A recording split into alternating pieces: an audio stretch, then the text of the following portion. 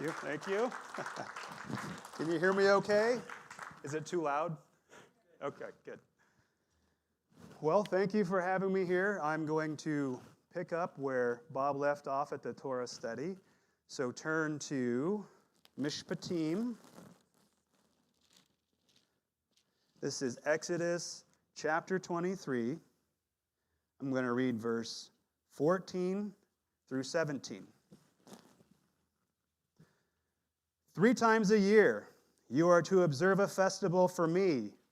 Keep the festival of matzah for 7 days as I ordered you. You are to eat matzah at the time determined in the month of Aviv. For it was in that month that you left Egypt. No one is to appear before me empty-handed. Next, the festival of harvest, the first fruits of your efforts, sowing in the field. And the last, the festival of ingathering, at the end of the year when you gather in from the fields the results of your efforts. 3 times a year, all your men are to appear before the Lord Adonai. You may be seated. Oh, sorry. Yes, the kids may go with Miss Evelina. Thank you.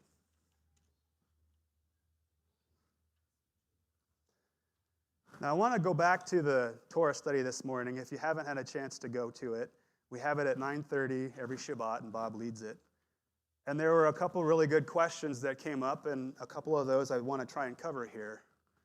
The first question, I think, was from Roger. He's not sitting there, but Roger asked a question about a darkness that you can feel. A darkness so thick you can feel it. What is that? That's one question I want to answer. Another question was, I think, Tevin, you brought it up in the Torah study. Can Gentiles partake of the Passover? I'm going to cover that too. And then Jeremiah actually has something to say about what is a darkness you can feel. So it all kind of weaves together.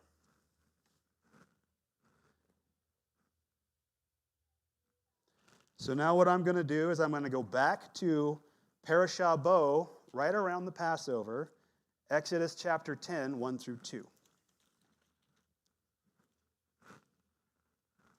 I'm going to go ahead and read it. Adonai said to Moshe, go to Pharaoh, basically warn Pharaoh, for I have made him and his servants hard-hearted. Heart's important, I think, to God. So that I can demonstrate these signs of mine among them, so that you can tell your son and grandson about what I did to Egypt, and about my signs that I demonstrated among them, and so that you will all know that I am Adonai. So signs are really important too, to God. What signs are they talking about? Or at least Moshe when he wrote this.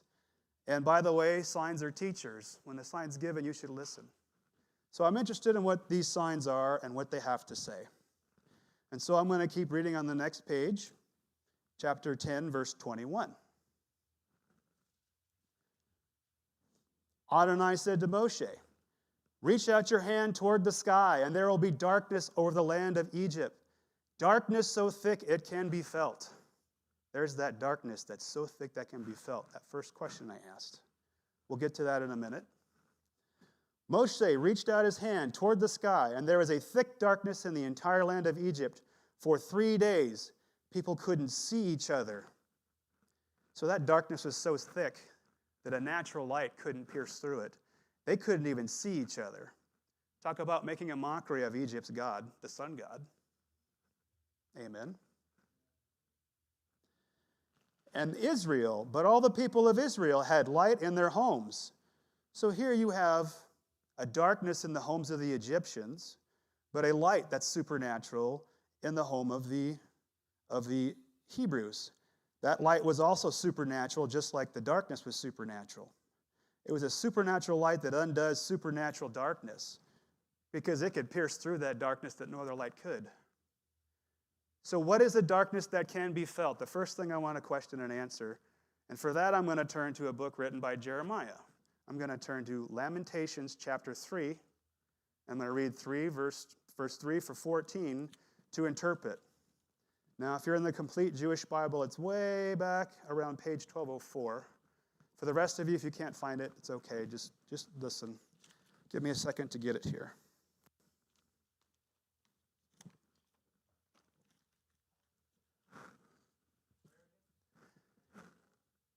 verse 3, 1 through 14, Lamentations, and the page is 1204 in the Complete Jewish Bible. I am the man who has seen affliction. So the man here is Jeremiah speaking in the first person. Who has seen affliction? What affliction is he talking about? He's talking about the destruction of Jerusalem, or the destruction of the temple. He was the only prophet that prophesied against the temple and saw it destroyed. Isaiah prophesied the temple would be destroyed, but he didn't see it. Jeremiah actually got to see it. His heart really hurts because he is more afflicted than any other prophet, according to his own words. I'll keep reading. Verse 2, he has led me and made me walk in darkness and not in light. There's the allusion to darkness that the Egyptians had in their dwellings. There's the allusion to light where Israel had in their dwellings, only it's not here at the exile. Against me alone he turns his hand, and again, all day. He has worn away my skin and flesh. He has broken my bones. He has besieged and surrounded me with bitterness and hardship. He has made me live in darkness like those who were long dead. I think he's talking about the shadow of death that David sings about, Psalms 23. And I think he's talking about the eternal dead. And I think he's talking about it because of the exile and because of his pain that no one else is feeling right now. I'll keep reading. Verse 7. He has walled me in so I can't escape. He has weighed me down with chains. Sounds like prison. Sounds like you can't move. Sounds paralyzing to me. Like the Egyptians in their abodes. They couldn't move around because it was so dark. Even when I cry out, pleading for help, he shuts out my prayer. He has barred my way with blocks of stone. He has made my paths crooked. You can't even walk around in your abode, basically. That's how it feels. He lies in wait for me like a bear, like a lion in hiding. He has forced me aside and torn me to pieces, leaving me stunned. He has bent his bow and used me as a target for his arrows. He has pierced my vital organs with shafts from his quiver. I am a laughingstock to all my people, the butt of their taunts all day long. Well, God mocked Pharaoh, didn't he, in the plagues? So why do I bring up Jeremiah, and why do I think it answers, what is a darkness you can feel that's so thick?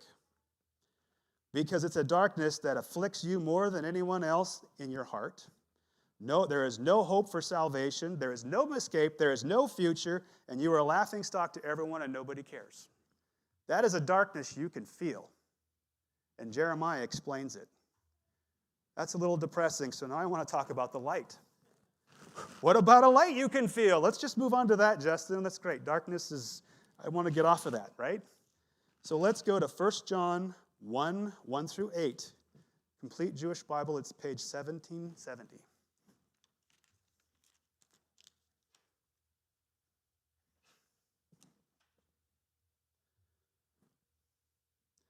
So I'm going to start with verse 5, actually.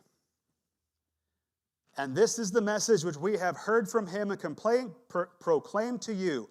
God is light, and there is no darkness in him, none. God is that supernatural light. God was with the Israelites that day, that night actually, in their dwellings. And he was able to undo in their dwellings that darkness that you can feel. It's his very nature. I'll keep reading, verse 6. If we claim to have fellowship with him while we are walking in the darkness, we are lying and not living out the truth. But if we are walking in the light as he is in the light, then we have fellowship with each other, and the blood of his son Yeshua purifies us from all sin. So light reveals right and wrong. God reveals right and wrong because God is the light. Israel had the light in their dwellings. They were in the right. They were following Moshe. Egypt was in the wrong, and they were following Pharaoh. I'll keep reading, verse 8. Next page. If we claim not to have sin, we are deceiving ourselves, like Pharaoh was deceiving himself with that hard heart. There's that heart again. I think heart's important to God. We'll get to that in a minute. If we acknowledge our sins, then, since he is trustworthy and just, he will forgive them and purify us from all wrongdoing. We'll turn the page, go to chapter 2. I'm going to read verse 9 through 10. Anyone who claims to be in the light while hating his brother is still in the dark. The person who keeps loving his brother remains in the light, and there is nothing in him that could make him trip. So the Egyptians couldn't even see their own brothers because of that darkness, that supernatural darkness. So what does this all mean? Well, I'm going to circle back to the beginning of the parashah, and I'll tell you what it means to me. Before I do, I want to talk about the regalim. So let's go back to page 82, Exodus chapter 10, verse 2 again. We'll get to the regalim in a minute, I promise.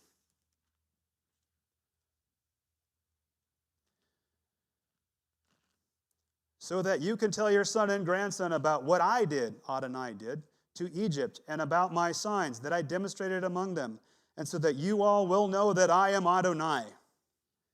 The signs reveal something about Adonai that's not plain in the scriptures, and here's what it is.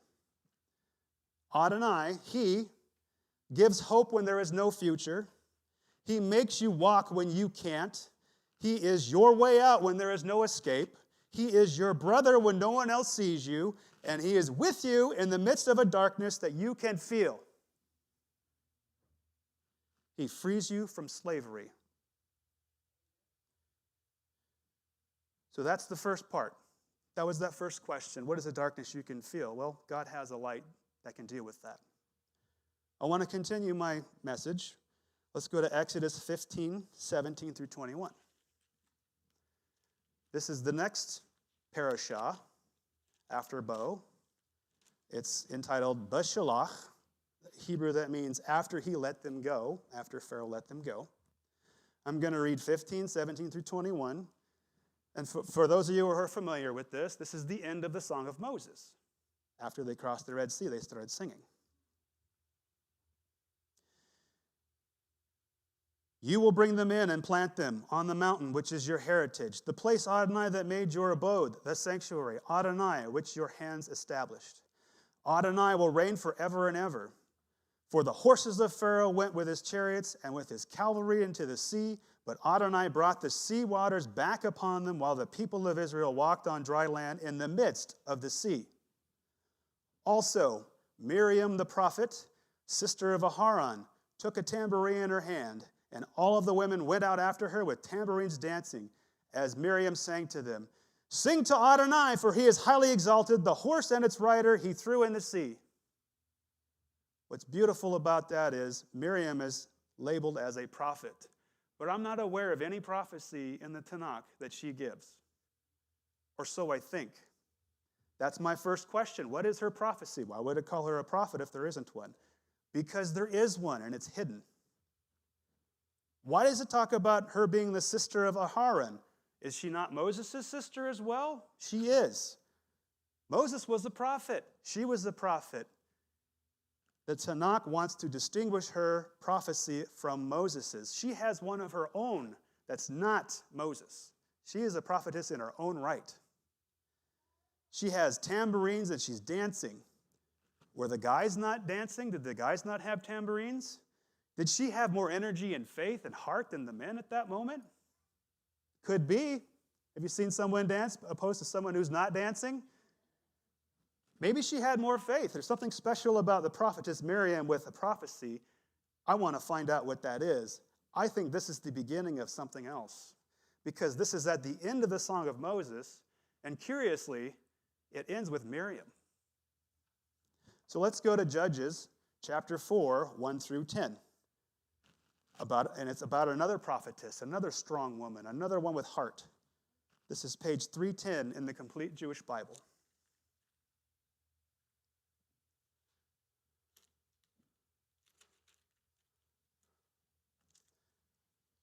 So I'm going to read chapter 3, verse 31 through 4, verse 9. After Ehud came Shamgar, the son of Anat, who killed 600 Philistine with an ox goad, and he too rescued Israel. Shamgar, great, he killed 600 Philistine. That's pretty brave. But I don't think he really cut it as a judge, not for very long at least. And I'll tell you why. I'll keep reading and we'll get to that. I think his heart wasn't quite in it. So verse 1, chapter 4. But after Ehud had died, So that's a short time. The people of Israel again did what was evil from Adonai's perspective. So Adonai handed them over to Yavin, king of Canaan. He ruled from Hatzor, and the commander of his army was Sisera, who lived in Haroshet Hagoyim. So that's Hebrew for fortress of nations, meaning there were a lot of nations against Israel at that time, and they all banded together against them to persecute them. I'll keep reading, verse 3. The people of Israel cried out. There's that heart crying. That's a good thing. God pays attention to your heart. To Adonai, because he had 900 iron chariots, and for 20 years he cruelly oppressed the people of Israel. Now here's why I think Shamgar didn't measure up as a judge for very long, and it's because of Deborah, verse 4.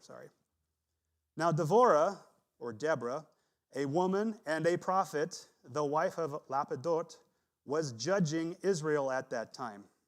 She's a woman, she's a prophet, she's a judge. She's a woman with great faith, greater heart than the man before her. She had used to sit under Devorah's palm between Ramah and Beit El in the hills of Ephraim, and the people of Israel would come to her for judgment. That Hebrew word for judgment is mishpat. We started in the book of Mishpatim, the parashah of Mishpatim. Barak, the son of Avinoam from Kadesh in Naphtali, and said to him, Adonai has given you this order. Go march to Mount Tabor and take with you 10,000 men from the people of Naphtali and Zebulun, which, by the way, Naphtali and Zebulun settled by the Sea of Galilee. Right, Isabel? Yep.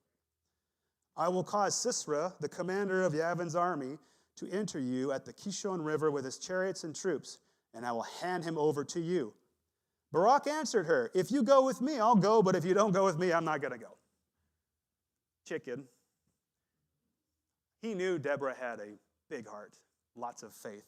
He knew he had less. That's my opinion. Sorry, guys. Yes, I will go glad with you, but the way you are doing it will bring you no glory, because Adonai will hand Sisera over to a woman. Then Deborah set out and went with Barak to Kadesh. Barak summoned Zebulun and Naphtali to come to Kadesh. 10,000 men followed him, and Deborah went up with him. So Deborah went up with him. They sacked the Canaanites. They won the battle. The commander was killed. But the point is Deborah had more faith and heart than the men in that story. That's the third time. First Miriam, then Deborah twice. That's 3 times. When something happens 3 times, that's a sign. I want to know what that is. And I think it has something to do with having a big heart and lots of faith. So I'm going to go to Proverbs chapter 9, verse 1 through 5. The Hebrew is Mishle. That's page 1075 in the Complete Jewish Bible. And I want to find out, what is the sign of Miriam? What is this sign of Deborah?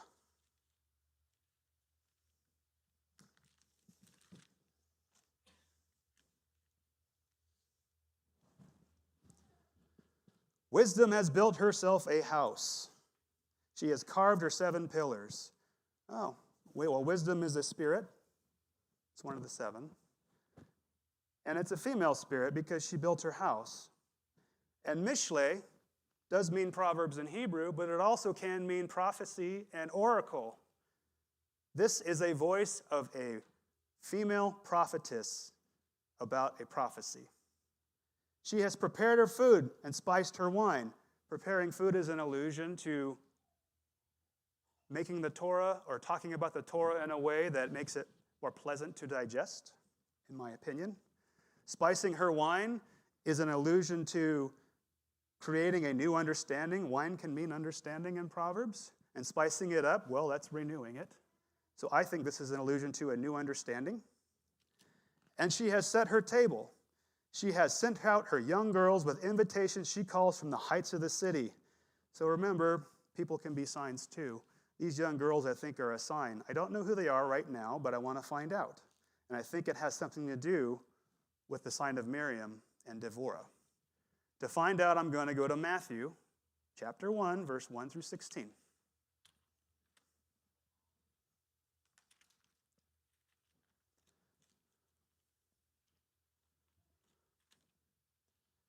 Now, I won't read the whole thing. It's a genealogy. It's the genealogy of Yeshua, who is the HaMashiach. And I want to find out, I'm going to point out who the maidens are, and what are the signs that they're saying, and will they be fulfilled, and what do they mean? And by the way, it's very unusual for women to be listed in a Jewish genealogy. That in itself is a sign. Hey, pay attention, Justin. Verse 3, Yehuda was the father of Peretz and Zerach. Their mother was Tamar. If you remember Tamar, she was a Gentile that was grafted in. She took care of the royal lineage of Judah when Judah was not. And Judah himself said, you are more righteous than me. You have a bigger heart than I do. Just like the other two. That's the first sign. The second sign, let's go to verse 5. Boaz was the father of Oved. His mother was Ruth. Ruth was another sign. Oh, excuse me. His mother was Rachav. I got my verses mixed up. So that's Rahab. Rahab was saved at Jericho by putting a scarf out her window around the time of the Passover. The Hebrews celebrated Passover, and then they went and they took out Jericho. And she was saved because she put a scarf out her window, kind of an allusion to putting blood at the doorpost of your lintel back in Egypt. That's a sign of the Passover that Gentiles can partake in the Passover, Tevin, when you ask that in the Torah. The next sign. Boaz was the father of Oved. His mother was Ruth. Ruth was the one who hung around Shavuot and picked up a husband because she was patient and loyal. That is an allusion to Shavuot. Pay attention to the signs, Justin. Another sign, verse 6. David was the father of Shlomo, who wrote Proverbs. His mother was the wife of Uriah. That was Bathsheba. That's important to note because Bathsheba's firstborn was lost because somebody had sinned. That's an allusion to something else on the next page. Verse 16, same chapter. Yaakov was the father of Yosef, the husband of Miriam. That's interesting. The sign of Miriam is Miriam. What do we mean, Justin? Because she lost a firstborn as well for the sins of another. And that was the Messiah. So, what is the second point I want to make? What does this mean? Gentiles with a big heart can be righteous too. Gentiles can partake in the Passover. Gentiles can be freed from a darkness that they can feel as well. Gentiles can wait around at Shavuot and be strengthened. Gentiles can understand and partake of the sign of Miriam as well, and they can be blessed along with the Jews. So what does that sign say? Let's see this play out. Go to Matthew chapter 26, 26 through 28. I'm almost finished.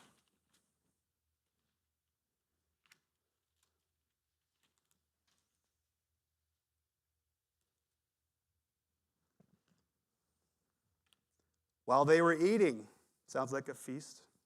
Yeshua, there's your firstborn that died because of the sins of others. Took a piece of matzah. That's the Torah being expressed in a pleasant way. Even though matzah is not quite as tasty, it means that he is substituting his affliction for yours. That's a better way of absorbing the Torah, I think. And he broke it, and he gave it to the Talmudim. There's your men from Galilee. And said, take, eat, this is my body. As he took of the cup of wine, there's your wine, there's your new understanding, made the baracha and gave it to them, saying, all of you drink from it, for this is my blood. What's the new understanding? Pay attention to the blood. Here's what it says. Blood is the sign to understand this new thing, this new understanding. It's a sign of the first covenant, which you broke. And you can be redeemed from breaking that covenant by entering into another one, a new one. So, what does that all got to do with Mishpatim? Well, let's go back to Mishpatim. I want to make one stop back to Matthew 15 before I do. So it's 15, 12 through 20. It's back just a few pages.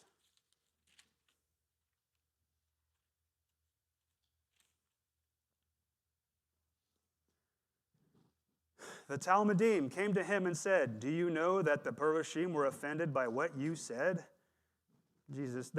Apparently the disciples were disturbed that Yeshua had offended the Pharisees. Mind you, this was before they had the new understanding, 5 chapters after this. He replied, "Every plant that my Father in heaven has not planted will be pulled up by the roots." I think he means your heart. I think when you're judged, if it's good, if it's bad, it'll be pulled up. "Let them be. They are blind guides. When a blind man guides another blind man, both will fall in a pit." There's darkness again. There's blind Pharaoh leading the blind Egyptians. Kepha said to him, "Explain the parable to us." So he said, "Don't you understand?" There's that understanding. "Even now, don't you see that anything that enters the mouth goes into the stomach and passes out into the latrine? But what comes out of your mouth is actually coming from your heart. And that is what makes a person unclean. For out of the heart come forth wicked thoughts, murder, adultery, all other kinds of sexual immorality, theft, lies, and slander. These are what really make a person unclean, but eating without it, doing netalat, or washing your hands, does not make a person unclean." So why are the regalim important? What does it have to do with the mishpatim? Let's go back to that original verse I read, and then I'll close it up. I'll give you my thoughts on it. Exodus 20, 14 through 17.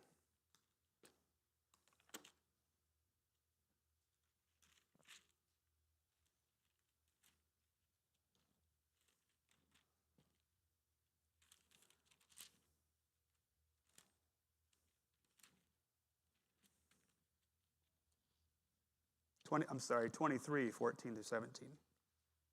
My bad.